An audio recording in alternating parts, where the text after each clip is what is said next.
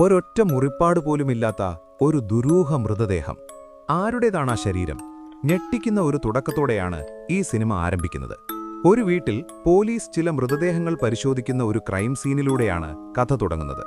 അന്വേഷണത്തിനിടയിൽ ആ വീടിന്റെ ബേസ്മെന്റിൽ മണ്ണിൽ പാതി കുഴിച്ചിട്ട നിലയിൽ ഒരു യുവതിയുടെ മൃതദേഹം പോലീസിന് ലഭിക്കുന്നു. ഇവിടെ ശ്രദ്ധിക്കേണ്ട പ്രധാന കാര്യമെന്തെന്നാൽ അവിടെ നിന്ന് പോലീസിന് ലഭിച്ച മറ്റു മൃതദേഹങ്ങളിലെല്ലാം ക്രൂരമായ മർദ്ദനമേറ്റ ആഴത്തിലുള്ള മുറിവുകളുണ്ടായിരുന്നു. മാത്രമല്ല, അവരെല്ലാം ആ കുടുംബത്തിലെ അംഗങ്ങൾ തന്നെയായിരുന്നു. എന്നാൽ പോലീസിന് ലഭിച്ച ഈ യുവതിയുടെ മൃതദേഹത്തിൽ ഒരു ചെറിയ പോറൽ പോലുമില്ലായിരുന്നു. അതിലും അതിശയകരമായ കാര്യം, അവൾ ആ വീട്ടിലെ ഒരു അംഗമേ ആയിരുന്നില്ല എന്നതാണ്. ആ പെൺകുട്ടിയുടെ പേരോ മറ്റു വിവരങ്ങളോ അറിയാത്തതുകൊണ്ട് പോലീസ് അവൾക്ക് ജെയിൻ ഡോ എന്ന് പേര് നൽകി.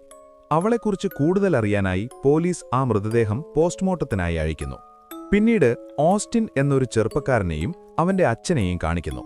അവർ കത്തിക്കരിഞ്ഞ ഒരു മൃതദേഹം പോസ്റ്റ്മോർട്ടം ചെയ്യുകയായിരുന്നു. തലമുറകളായി അവരുടെ കുടുംബം ഈ ജോലി തന്നെയാണ് ചെയ്തു വരുന്നത്. അതിനാൽ അവരുടെ വീടിന്റെ ബേസ്മെന്റ് തന്നെയായിരുന്നു അവർ പോസ്റ്റ്മോർട്ടം റൂമും മോർച്ചറിയുമായി ഉപയോഗിച്ചിരുന്നത്. കുറച്ചു സമയത്തിനു ശേഷം ഓസ്റ്റിന്റെ കാമുകി അവനെ കാണാൻ വരുന്നു. അവർ രണ്ടുപേരും അന്ന് സിനിമയ്ക്ക് പോകാനിരിക്കുകയായിരുന്നു.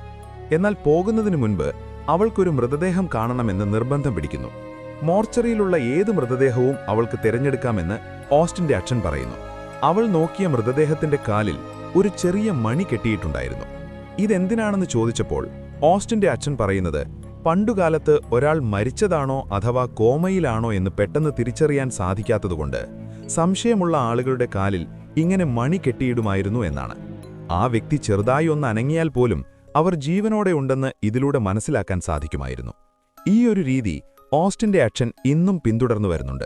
ശേഷം ഓസ്റ്റിനും കാമുകിയും അവിടെ നിന്നും പോകാൻ തുടങ്ങുമ്പോഴേക്കും പോലീസ് അവിടേക്ക് വരുന്നു. ജെയിൻ ഡോയുടെ മൃതദേഹവുമായി വന്ന പോലീസ് നാളെ രാവിലെയോടെ ഇതിന്റെ പോസ്റ്റ്മോർട്ടം റിപ്പോർട്ട് അടിയന്തരമായി വേണമെന്ന് ഓസ്റ്റിന്റെ അച്ഛനോട് ആവശ്യപ്പെടുന്നു. ഇത് കേട്ടയുടനെ തന്റെ അച്ഛനെ സഹായിക്കേണ്ടതുള്ളതുകൊണ്ട് ഇപ്പോൾ നിന്റെ കൂടെ വരാൻ കഴിയില്ലെന്നും നമുക്ക് രാത്രിയിലെ ഏതെങ്കിലും ഷോയ്ക്ക് പോകാമെന്നും ഓസ്റ്റിൻ കാമുകിയോട് പറയുന്നു. പക്ഷേ ഈ മൃതദേഹത്തിലൂടെ അന്ന് രാത്രി ആ അച്ഛനും മകനും നേരിടേണ്ടി വരുന്നത് സങ്കൽപ്പിക്കാൻ പോലും കഴിയാത്തത്ര ഭയാനകമായ കാര്യങ്ങളായിരുന്നു. കാര്യങ്ങൾ എങ്ങനെയൊക്കെയോ പറഞ്ഞു ബോധ്യപ്പെടുത്തി ഓസ്റ്റിൻ തന്റെ കാമുകിയെ അവിടെ നിന്നും പറഞ്ഞയക്കുന്നു. തുടർന്ന് അച്ഛനും മകനും ചേർന്ന് ജെയിൻ ഡോയുടെ പോസ്റ്റ്മോർട്ടം ചെയ്യാൻ തയ്യാറെടുക്കുകയാണ്. എന്നാൽ പോസ്റ്റ്മോർട്ടം തുടങ്ങിയതോടെ അവർ രണ്ടുപേരും ശരിക്കും ഞെട്ടിപ്പോയി. കാരണം അവളുടെ കൈത്തണ്ടയിലെയും കണങ്കാലിലെയും എല്ലുകൾ പൂർണ്ണമായും തകർന്നിരുന്നു. കൂടാതെ ഒരണപ്പല്ലും കാണാനില്ലായിരുന്നു. ഇത്രയൊക്കെ ഭയാനകമായിരുന്നിട്ടും ആ മൃതദേഹം കണ്ടാൽ ഇപ്പോഴാണ് മരിച്ചതെന്ന് തോന്നുമായിരുന്നു. അതായത് പുറമേ ഒരു പോറൽ പോലും ആ ശരീരത്തിലുണ്ടായിരുന്നില്ല. കൂടുതൽ വിവരങ്ങൾ അറിയാനായി അവർ ആ മൃതദേഹം കീറിമുറിച്ചു പരിശോധിക്കാൻ തുടങ്ങി. അപ്പോഴാണ് മറ്റൊരു ഞെട്ടിക്കുന്ന സത്യം അവർ മനസ്സിലാക്കുന്നത്. ജെയിൻ ഡോയുടെ ശ്വാസകോശം ഉൾപ്പെടെയുള്ള ആന്തരിക അവയവങ്ങൾ വളരെ മോശമായി കത്തിക്കരിഞ്ഞ നിലയിലായിരുന്നു. മാത്രമല്ല, മറ്റു ചില ആന്തരിക അവയവങ്ങളിൽ ആഴത്തിലുള്ള മുറിവുകളും പൊള്ളലേറ്റ പാടുകളുമുണ്ടായിരുന്നു. ഉള്ളിലെ അവസ്ഥ ഇത്രയും ദാരുണമായിരുന്നിട്ടും പുറമേ ആ മൃതദേഹം തികച്ചും സാധാരണമായിരുന്നു. ഒരു ശരീരത്തിന്റെ ആന്തരിക അവയവങ്ങൾക്ക് മാത്രം എങ്ങനെ ഇത്രയും കേടുപാടുകൾ സംഭവിക്കും എന്നതായിരുന്നു അപ്പോഴത്തെ ഏറ്റവും വലിയ ചോദ്യം. പുറമേ നിന്ന് നോക്കുമ്പോൾ അവൾ മരിച്ചിട്ട് അധികം സമയമായിട്ടില്ലെന്ന് തോന്നിയിരുന്നെങ്കിലും അവളുടെ കണ്ണുകൾ മങ്ങിക്കഴിഞ്ഞിരുന്നുവെന്ന് ഓസ്റ്റിന്റെ അച്ഛൻ ശ്രദ്ധിക്കുന്നു. അതായത് ജെയിൻ ഡോ മരിച്ചിട്ട് ശരിക്കും ഒരുപാട് കാലമായിട്ടുണ്ടായിരുന്നു. തുടർന്നുള്ള പരിശോധനയിൽ ആ ശരീരത്തിനുള്ളിൽ നിന്ന് ഒരു പ്രത്യേകതരം ചെടി അവർക്ക് ലഭിക്കുന്നു. ഒരാളുടെ ശരീരത്തെ പൂർണ്ണമായും തളർത്താൻ കഴിയുന്ന ഒരുതരം ചെടിയായിരുന്നു അത്. ഇതിനിടയിൽ ഓസ്റ്റിന്റെ അച്ഛന് ഹാളിൽ നിന്ന് വിചിത്രമായ ഒരു ശബ്ദം കേൾക്കാൻ കഴിയുന്നു. ആ ശബ്ദം കേട്ട ഭാഗത്തേക്ക് അദ്ദേഹം പോയി നോക്കുമ്പോൾ അവരുടെ വളർത്തുപൂച്ച അവിടെ ദാരുണമായി ചത്തുകിടക്കുന്നത് കാണുന്നു. തന്റെ മരിച്ചുപോയ ഭാര്യയുടെ അവസാനത്തെ ഓർമ്മയായ ആ പൂച്ചയുടെ മരണം അദ്ദേഹത്തെ വല്ലാതെ സങ്കടപ്പെടുത്തുന്നു. ഇതൊക്കെ കണ്ട് വല്ലാതെ ഭയന്ന ഓസ്റ്റിൻ ഇന്നത്തേക്ക് പോസ്റ്റ്മോർട്ടം നിർത്താമെന്നും ബാക്കി നാളെ ചെയ്യാമെന്നും ഓസ്റ്റിന്റെ അച്ഛനോട് ആവർത്തിച്ച് പറയുന്നുണ്ട്. എന്നാൽ ഓസ്റ്റിന്റെ അച്ഛൻ അതൊന്നും കേൾക്കാൻ തയ്യാറാകാതെ വീണ്ടും ആ ദുരൂഹ നിറഞ്ഞ ജെയിൻ ഡോയുടെ പോസ്റ്റ്മോർട്ടം തുടരുകയാണ്. പോസ്റ്റ്മോർട്ടം തുടർന്നുകൊണ്ടിരിക്കെ ജെയിൻ ഡോയുടെ ആമാശയത്തിനുള്ളിൽ ഒരു തുണിയിൽ പൊതിഞ്ഞ നിലയിൽ അവളുടെ നഷ്ടപ്പെട്ട അണപ്പല്ല് അവർക്ക് ലഭിക്കുന്നു. ഇത് കണ്ട് അച്ഛനും മകനും ശരിക്കും ആശയക്കുഴപ്പത്തിലാവുകയാണ്. ഒരാളുടെ സ്വന്തം പല്ല് പറിച്ച് ഒരു തുണിയിൽ പൊതിഞ്ഞ് അയാൾക്ക് തന്നെ തിന്നാൻ കൊടുക്കുന്നതിന്റെ അർത്ഥമെന്തായിരിക്കും? തുടർന്ന് ഓസ്റ്റിന്റെ അച്ഛൻ അവളുടെ തൊലി മുറിച്ചു മാറ്റിയപ്പോൾ കണ്ട കാഴ്ച അവരെ അക്ഷരാർത്ഥത്തിൽ നടുക്കി. ആ തൊലിക്കുള്ളിൽ വിചിത്രമായ കറുത്ത നിറത്തിലുള്ള ചില ചിഹ്നങ്ങളും എന്തൊക്കെയോ അക്ഷരങ്ങളും ഉണ്ടായിരുന്നു. അവളുടെ പല്ലു പൊതിഞ്ഞു വച്ചിരുന്ന അതേ തുണിയിലും ഇതേ ചിഹ്നങ്ങളും എഴുത്തുകളും അവർ കാണുന്നു. അപ്പോഴേക്കും അവിടെയുള്ള ലൈറ്റുകളെല്ലാം അണഞ്ഞ് ആ മുറി പൂർണ്ണമായും ഇരുട്ടിലാവുകയാണ്.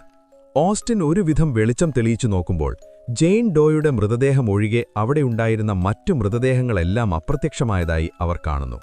പെട്ടെന്ന് അദൃശ്യമായ ഒരു ശക്തി ഓസ്റ്റിന്റെ അച്ഛനെ ആക്രമിക്കുകയും അദ്ദേഹത്തിന് ഗുരുതരമായി പരിക്കേൽക്കുകയും ചെയ്യുന്നു. ജീവൻ രക്ഷിക്കാനായി അച്ഛനും മകനും അവിടെ നിന്നും ഓടി രക്ഷപ്പെടാൻ ശ്രമിക്കുകയാണ്. എന്നാൽ ലിഫ്റ്റ് പ്രവർത്തിക്കുന്നില്ലെന്നും മൊബൈലിൽ യാതൊരു റേഞ്ചുമില്ലെന്നും അവർ മനസ്സിലാക്കുന്നു. പോരാത്തതിന് പുറത്ത് ഭയങ്കരമായ കൊടുങ്കാറ്റ് വീശി അടിക്കുന്നതിനാൽ എന്തോ വീണ് ബേസ്മെന്റിന്റെ രണ്ടാമത്തെ വാതിലും പൂർണ്ണമായും തടസ്സപ്പെട്ടിരുന്നു. ഈ മൃതദേഹം ഇവിടെ കൊണ്ടുവന്നത് മുതലാണ് ഇത്തരം ഭയാനകമായ കാര്യങ്ങളെല്ലാം സംഭവിക്കുന്നതെന്ന് അച്ഛനും മകനും മനസ്സിലാക്കുന്നു. അതായത് പ്രശ്നങ്ങളുടെ എല്ലാം ഉറവിടം ജെയിൻ ഡോയുടെ ആ മൃതദേഹമാണെന്ന് അവർക്കുറപ്പായി. ഈ ഭയാനകമായ പ്രശ്നങ്ങൾക്കൊരു അവസാനം കുറിക്കാനായി അവർ വീണ്ടും ആ പോസ്റ്റ്മോർട്ടം റൂമിൽ തന്നെ പോയി ജെയിൻ ഡോയുടെ മൃതദേഹത്തിന് തീയിടുന്നു. എന്നാൽ അവർ ഉദ്ദേശിച്ചതിന്റെ നേരെ വിപരീതമായ കാര്യമാണ് അവിടെ നടന്നത്. ആ മൃതദേഹത്തിൽ നിന്നുള്ള തീ ആളിക്കത്തി ആ മുറി മുഴുവൻ പടർന്നു പിടിക്കുകയും ആ പോസ്റ്റ്മോർട്ടം റൂം ഒന്നാകെ എരിഞ്ഞടങ്ങാൻ തുടങ്ങുകയും ചെയ്യുന്നു. അപ്പോഴേക്കും ഫയർ എക്സ്റ്റിംഗ്വിഷർ ഉപയോഗിച്ച് അവർ എങ്ങനെയൊക്കെയോ ആ തീ അണയ്ക്കുന്നു. എന്നാൽ തീ അണച്ചതിനു ശേഷം അവർ കണ്ട കാഴ്ച അവരെ കൂടുതൽ ഭയപ്പെടുത്തുന്നതായിരുന്നു. ജെയിൻ ഡോയുടെ മൃതദേഹം പഴയതുപോലെ തന്നെ ഇരിക്കുന്നു. അതായത് അത്രയും വലിയ തീപിടുത്തമുണ്ടായിട്ടും അവളുടെ ശരീരത്തിൽ ഒരു ചെറിയ പൊള്ളൽ പോലും ഏറ്റില്ല. ഇത് കണ്ട് അവർ രണ്ടുപേരും അക്ഷരാർത്ഥത്തിൽ വിറച്ചുപോയി. ഈ സമയത്ത് പെട്ടെന്ന് ലിഫ്റ്റ് പ്രവർത്തിക്കുന്ന ശബ്ദം കേട്ട് അച്ഛനും മകനും ജീവനും കൊണ്ട് ലിഫ്റ്റിന്റെ അടുത്തേക്ക് ഓടുകയാണ്. എന്നാൽ ലിഫ്റ്റിന്റെ വാതിൽ പൂർണ്ണമായും കുടുങ്ങിപ്പോയിരുന്നു. അതെത്ര ശ്രമിച്ചിട്ടും അടയുന്നില്ലായിരുന്നു. അപ്പോഴാണ് ആ ചെറിയ മണിയുടെ ശബ്ദം അവരുടെ കാതുകളിലേക്ക് വീഴുന്നത്. നേരത്തെ ഒരു മൃതദേഹത്തിന്റെ കാലിൽ കെട്ടിയിരുന്ന അതേ മണിയുടെ ശബ്ദം. ആ മണിയൊച്ച കേട്ട് ഭയന്ന ഓസ്റ്റിൻ ആ ശബ്ദം കേട്ട ഭാഗത്തേക്ക്, അതായത് ലിഫ്റ്റിന് പുറത്തേക്ക് ഒരു കോടാലി സർവ്വശക്തിയും എടുത്ത് വലിച്ചെറിയുന്നു. അതോടെ ആ മണിയൊച്ച നിലയ്ക്കുന്നു. എന്താണ് സംഭവിച്ചതെന്നറിയാൻ ഓസ്റ്റിൻ മെല്ലെ പുറത്തിറങ്ങി നോക്കുമ്പോൾ അവിടെ ചോരയിൽ കുളിച്ചു കിടക്കുന്ന തന്റെ കാമുകിയുടെ ജീവനില്ലാത്ത ശരീരമാണ് അവൻ കാണുന്നത്. യഥാർത്ഥത്തിൽ ആ മണിയൊച്ച കേട്ട് ഓസ്റ്റിന്റെ അച്ഛൻ വലിച്ചെറിഞ്ഞ കോടാലി ചെന്നുകൊണ്ടത് ഓസ്റ്റിന്റെ കാമുകിയുടെ ശരീരത്തിലായിരുന്നു. ആ വെട്ടേറ്റ് അവൾ തൽക്ഷണം മരിച്ചു വീഴുകയായിരുന്നു. രാത്രി ഏതെങ്കിലും ഷോയ്ക്ക് പോകാമെന്ന് ഓസ്റ്റിൻ നേരത്തെ പറഞ്ഞിരുന്നതുകൊണ്ട് അവനെ കൂട്ടിക്കൊണ്ടുപോകാൻ വന്നതായിരുന്നു അവൾ. തന്റെ പ്രിയപ്പെട്ടവളുടെ ചേതനായറ്റ ശരീരം കണ്ട് ഹൃദയം തകർന്ന് ഓസ്റ്റിൻ പൊട്ടിക്കരയുകയാണ്. എന്തു ചെയ്യണമെന്നറിയാത്ത ആ അവസ്ഥയിൽ ഓസ്റ്റിന്റെ അച്ഛൻ എങ്ങനെയൊക്കെയോ അവനെ ആശ്വസിപ്പിക്കാൻ ശ്രമിക്കുകയാണ്.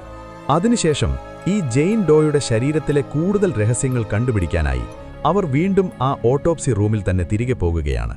തുടർന്ന് ഓസ്റ്റിന്റെ അച്ഛൻ അവളുടെ ബ്രെയിൻ സെല്ലുകൾ പരിശോധിക്കുമ്പോൾ ഞെട്ടിക്കുന്ന ഒരു കാര്യം അവർ മനസ്സിലാക്കുന്നു. അവളുടെ തലച്ചോറിലെ കോശങ്ങൾ ഇപ്പോഴും ജീവനോടെയുണ്ട്. സാധാരണയായി ഒരാൾ മരിച്ചു കഴിഞ്ഞാൽ തലച്ചോറിലെ കോശങ്ങളെല്ലാം നശിച്ചു പോകേണ്ടതാണ്.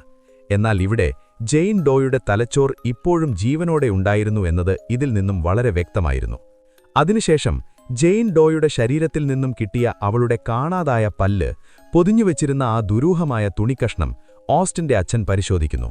ആ തുണിയിൽ റോമൻ ഭാഷയിൽ എന്തൊക്കെയോ എഴുതിയിട്ടുണ്ടായിരുന്നു. അവർ അതൊന്ന് വിശദമായി പരിശോധിച്ചപ്പോൾ അതിൽ 2027 എന്നും 1693 എന്നും ഒപ്പം 17ാം നൂറ്റാണ്ടിനെക്കുറിച്ചും പരാമർശിച്ചിട്ടുള്ളതായി കണ്ടെത്തുന്നു. ഉടനെ തന്നെ ഓസ്റ്റിന്റെ അച്ഛൻ ഇതിന്റെ എല്ലാം അർത്ഥം അന്വേഷിച്ച് കണ്ടുപിടിക്കുന്നു. 17ാം നൂറ്റാണ്ടിൽ ചില പെൺകുട്ടികളെ ദുർമന്ത്രികകൾ എന്ന് മുദ്ര കൊടുത്തുകൊണ്ട് അതിക്രൂരമായി പീഡിപ്പിക്കാറുണ്ടായിരുന്നു. എന്നാൽ ഇങ്ങനെ ക്രൂരമായി കൊല്ലപ്പെട്ട ആ പെൺകുട്ടികൾ ആരും തന്നെ യഥാർത്ഥത്തിൽ മന്ത്രികകളായിരുന്നില്ല. മറിച്ച് അവരെല്ലാവരും തികച്ചും നിരപരാധികളായിരുന്നു.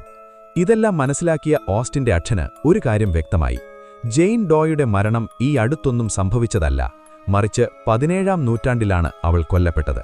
അന്നു മുതൽ ഇന്നുവരെ അവളുടെ കോശങ്ങൾ ജീവനോടെ ഇരിക്കുന്നതുകൊണ്ടാണ് ആ ബോഡി ഇപ്പോഴും യാതൊരു കേടുപാടുകളുമില്ലാതെ ഇത്ര ഫ്രഷായി തന്നെ ഇരിക്കുന്നത്. കൂടാതെ ജെയിൻ ഡോയ്ക്ക് എന്തൊക്കെ ക്രൂരതകളാണോ അന്ന് നേരിടേണ്ടി വന്നത് അത് മുഴുവൻ അവൾ തങ്ങളോടും ചെയ്യാൻ ആഗ്രഹിക്കുന്നുണ്ടെന്നും ഓസ്റ്റിന്റെ അച്ഛൻ വിശ്വസിക്കുന്നു. അവൾ അന്ന് അനുഭവിച്ച അതേ ഭയാനകമായ വേദന തങ്ങളെക്കൊണ്ടും അനുഭവിപ്പിക്കാനാണ് അവൾ ഇപ്പോൾ ശ്രമിക്കുന്നത്. അവർ അവളുടെ പോസ്റ്റ്മോർട്ടം ചെയ്തപ്പോൾ അവളുടെ ശരീരം കീറിമുറിച്ചതിന്റെ വേദന മുഴുവൻ ശരിക്കും അവൾക്ക് അനുഭവിക്കാൻ കഴിയുന്നുണ്ടായിരുന്നു. അതുകൊണ്ടുതന്നെയാണ് ഇപ്പോൾ യാതൊരു ദയയുമില്ലാതെ ജെയിൻ ഡോ അവരോട് തന്റെ ഈ കൊടിയ പ്രതികാരം തീർക്കാൻ നോക്കുന്നത്. ഇതെല്ലാം മനസ്സിലാക്കിയ ശേഷം ഓസ്റ്റിന്റെ അച്ഛൻ ജെയിൻ ഡോയുടെ ഡെഡ് ബോഡിയുടെ അടികിൽ ചെന്ന് കരഞ്ഞുകൊണ്ട് പറയുന്നു, ദയവായി ഞങ്ങളോട് ക്ഷമിക്കൂ, നിന്റെ പ്രതികാരം എന്നോട് തീർത്തോളൂ, പക്ഷേ എന്റെ മകനെ ഇവിടെ നിന്നും പോകാൻ അനുവദിക്കൂ. ഇതു പറഞ്ഞു തീർന്നയുടനെ തന്നെ ഓസ്റ്റിന്റെ കൈത്തണ്ടയിലെയും കണങ്കാലിലെയും എല്ലുകൾ തന്നെ ഒടിയാൻ തുടങ്ങുകയാണ്. കൂടാതെ അദ്ദേഹത്തിന്റെ ശരീരത്തിലെ ആന്തരിക അവയവങ്ങൾക്കും വലിയ രീതിയിൽ പരിക്കേൽക്കുകയും ചെയ്യുന്നു. അതും ജെയിൻ ഡോയുടെ ശരീരത്തിലുണ്ടായിരുന്ന അതേ മുറിവുകൾ പോലെ തന്നെ. ഈ കൊടിയ വേദന സഹിക്കാൻ കഴിയാതെ വന്നപ്പോൾ അദ്ദേഹം ഓസ്റ്റിനോട് യാചിക്കുകയാണ്, മകനെ, ദയവായി എന്നെ കൊന്ന് ഈ വേദനയിൽ നിന്നും രക്ഷപ്പെടുത്തൂ.